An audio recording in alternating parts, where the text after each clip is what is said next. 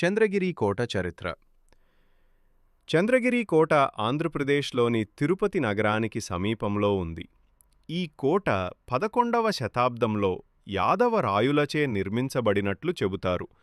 తరువాత ఇది విభిన్న రాజవంశాల ఆధీనంలోకి వచ్చింది. ముఖ్యంగా 10వ-12వ శతాబ్దంలో విజయనగర సామ్రాజ్యం ఆధీనంలోకి రావడంతో దీనికి ప్రత్యేక ప్రాధాన్యత వచ్చింది. విజయనగర సామ్రాజ్యం కాలంలో 1560లో తిరుమల రాయుడు సాళువ వంశస్థుడు విజయనగర రాజధానిని హంపి నుండి చంద్రగిరికి మార్చాడు. ఆ తరువాత ఇక్కడి నుండి విజయనగర పాలకులు రాజ్యం నడిపారు.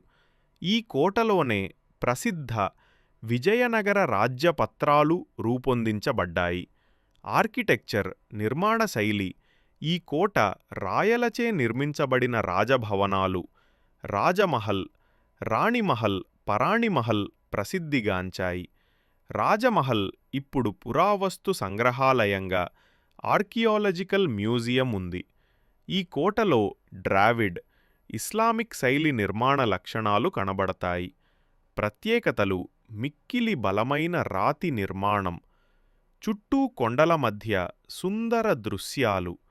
ఈ కోటలోని రాజమహల్లో విజయనగర పాలకుల కాలం నాటి వస్తువులు, శాసనాలు, శిల్పాలు ప్రదర్శనలో ఉన్నాయి. ఇతర సమాచారం: 1646లో గోల్కొండ కుతుబ్ షాహీ సుల్తానుల ఆధీనంలోకి వచ్చింది. తరువాత ముగలులు, చివరగా బ్రిటిష్